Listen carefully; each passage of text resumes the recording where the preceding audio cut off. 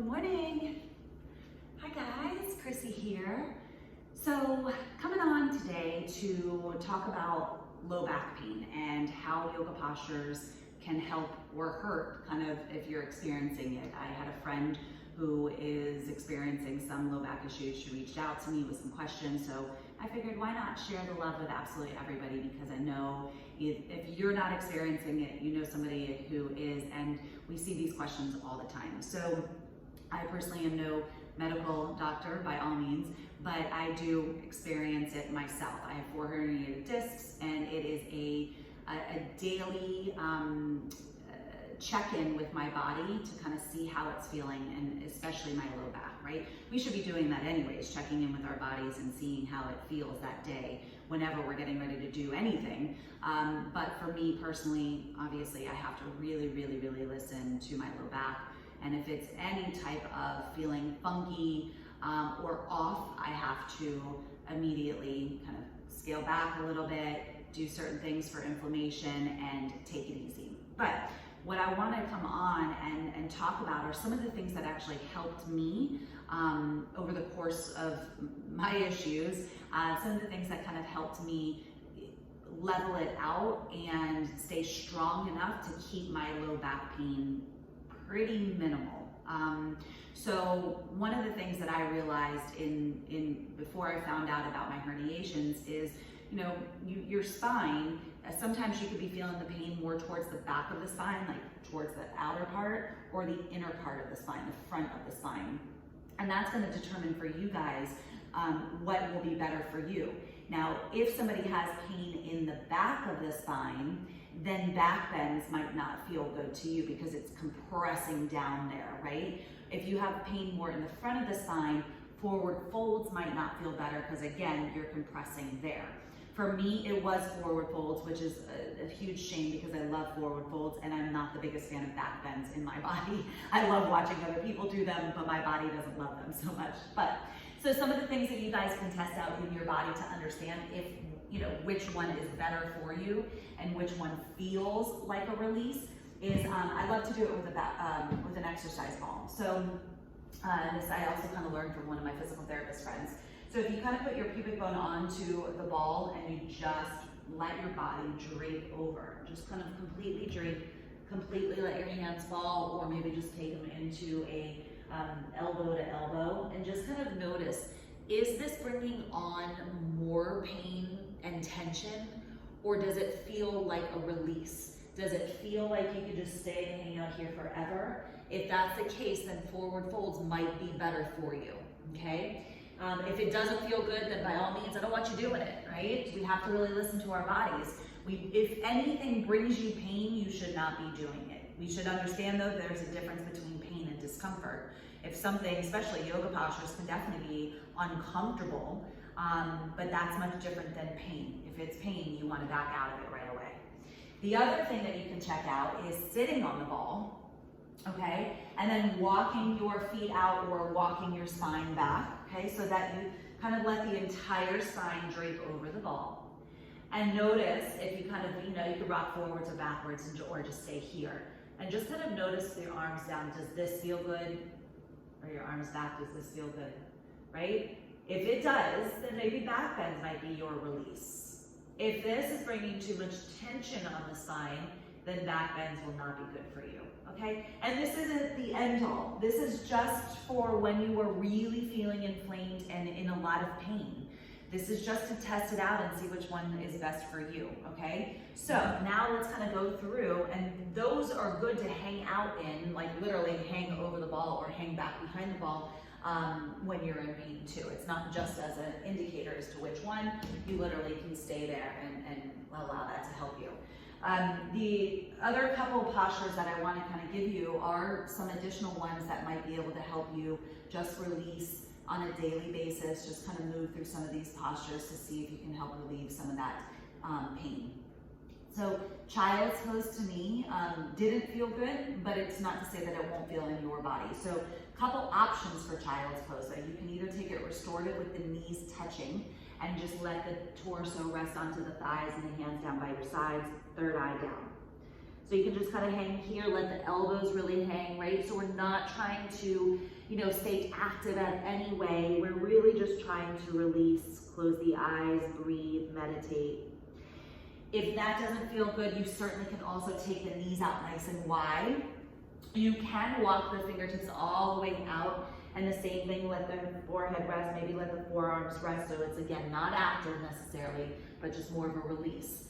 Another really fantastic prop to use is either a bolster, a pillow, a big blanket wrapped around to where you can rest that long ways under the torso too. So when you're laying, you're feeling supported as well, all right? So kind of check those out. Child's pose restorative with the knees in, knees out wide, or with the pillow or bolster underneath you, okay? And I would suggest, really staying in some of those postures for 5-10 breaths. And so that really gives your body the time to settle and to release, and to kind of let wherever the inflammation is occurring in your body to kind of help it subside, hopefully a little bit, okay? Another one, this is a little bit more active, is a cat and cow. So again, depending on your pain level, spread the fingertips wide, navel to spine. As you inhale, let the belly draw down, tailbone lifts, gaze up. This might not feel good to you too much, so your range of motion may be a little limited. Exhale, press away from the earth, chin to the chest. Scoop the hips forward and maybe press the hips forward. And again, inhale, as you come into the cow spine, maybe press the hips back. It's gonna alleviate that pain a little bit. And then as you exhale, press the hips forward, maybe shift forward a little bit. Now, I don't really suggest doing this kind of swaying back in a normal, healthy body. But when you are experiencing the low back, the kind of swaying of the hips back and the swaying of the hips forward might feel good, okay? And with that said, you can also create big circles with those hips too, and see if that alleviates some of the pain, and you'll obviously want to do them on both sides. So if you're circling one way, take as many circles as you want to, and then circle the other way, okay? Another active release and stretch could be downward facing dog. Tuck the toes, lift the hips up and back, but what I would highly, highly suggest is taking a really deep bend into the knees, okay? You can even take your legs out wider, like wide as the mat. And as you bend the knees, it's alleviating some of that extra pull and tension of the low back, because think about it, think about the body structure. Your hamstrings are attached to your spine. Your hamstrings are attached to, the hips and everything. So when you are experiencing low back injury, it might not just necessarily be the low back. Your tight hamstrings can be the culprit. Your tight IT band can be the culprit.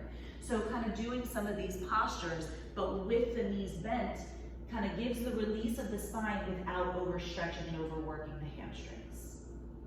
Okay, so down dog.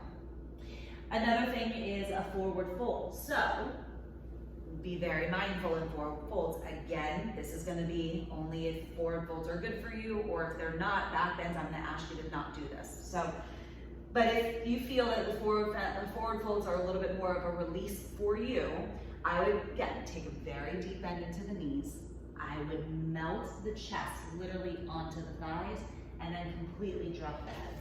And then grab a hold of your elbows and just kind of hang here. And just, again, staying here for about 5 to 10 breaths, and really feeling that decompression happening of the spine. Seeing if you can shift a little bit more weight into the balls of the feet, just so that you can, again, feel that decompression of the entire spine. So kind of track that out in your body, all right? So those are some good ones if the folds are more releasing to you. For my friends and yogis who the back bend release might feel a little bit better, let's work through some of those. Standing camel would be good. Take your hands into your back pocket and kind of, in a sense, press your hips forward so you can see this movement. I'm not arching my back, my low back. I'm lengthening my low back. I'm taking a little bit more into the quadriceps when I do that. Roll the shoulder blades back and just draw your heart up towards the sky, okay? With that decompression of the low back, it gives you the space to open through the heart center, okay? So again, back bends aren't compressing into the low back and just arching through the low back. No, we want to elongate. So this might feel good, okay? And then you can come up to stand and just kind of wiggle it out, shake it out. On the belly, If you come all the way down to the belly, windshield wiper in the knees. So you can just take your palms and rest your forehead on it, just bend in the knees and just let them sway from side to side. Releasing the pelvis, releasing the sacrum. So this might feel good, always feels good to me. And then release down. Cobra pose is really good. It's active though, so again, it may or may not feel really good for you if you are in the height of the pain and of the inflammation. So, with the hands under the shoulders, you can inhale to lift through your heart. Don't squeeze the glutes. Try to root down through those pinky toes. And then exhale down. When you do that, windshield wiper the knees or wiggle those hips, okay? So trying to do that, maybe 8 times. Inhale to lift, exhale to lower. As the pain starts to dissipate, over a week or so, hopefully, as you inhale, maybe lift up and you hold it for a little bit longer, few more breaths, and then exhale down, okay? So check those out. I also love to do with on the ball too. You certainly can kind of play with some of those Superman cobras on the ball as well. So knees are down, maybe walk your feet to a wall, and you can take the hands back behind you and inhale, lift, and exhale down. That again is only going to be more so for strengthening as the low back pain really subsides, all right? Bridge pose. Here's another one that's really fantastic. I love restorative bridge. So taking a block on either the lowest mid-level, and so your knees are hip distance, your ankles are in alignment with your knees, and your knees are directly over your hips, right? So your gaze is up towards the sky. You're going to inhale, scoop the hips up, and rest that block either on the lowest or mid-level, right underneath the sacrum, the bony part of your spine. So you're going to keep your gaze up, but you can maybe take your palms and face them out and up. And with the pelvis and the sacrum resting onto the block, it's restorative. You're not activating really the muscles to hold the body up. It's settling, and it's also giving the space for the sacrum to settle and decompress. So try that out in your body as well. Again, you can always take it to the mid-level, but that is only if your body feels good in this. This should feel good. It should not be bringing on more tension or stress, okay? Seated forward folds. For my forward fold people, if hanging in a forward fold is bringing on too much pressure, you can also do it seated. So you can move your glutes out from underneath your sits bones, and you're just going to inhale and you're just going to pull the heart forward, not round shaking the nose to the knees, but just kind of inch the heart forward, and just so you can feel that stretch. You can also bend into the knees here and take this here as well, okay? So I really hope that helps you guys. There's really a lot of other sequences and flows and postures themselves that are helpful, but I feel like this is a really nice start for you guys to check that out. Again, as I mentioned in the beginning, I am not a medical professional, so I really do advise you to seek medical help, regardless if that is going to the doctor, the chiropractor, your holistic practitioner, acupressurist, or whichever. You want to know what's going on physically in your body before you start to really fine-tune the exercises. But it's a great way for you, what I provided you today, it's a great way for you to at least kind of see what feels good. You know your body better than anybody else. So just check it out, see how it feels in your body, and try those out. As always, I'm here for you guys. If you guys have any questions at all, please do not hesitate to either put them in the chat, private message me, or if you have my phone number, please feel free to text me. So anyways, thanks for joining. I hope this helps you, and let me know how I can help you in the future. Thanks guys, one love, peace.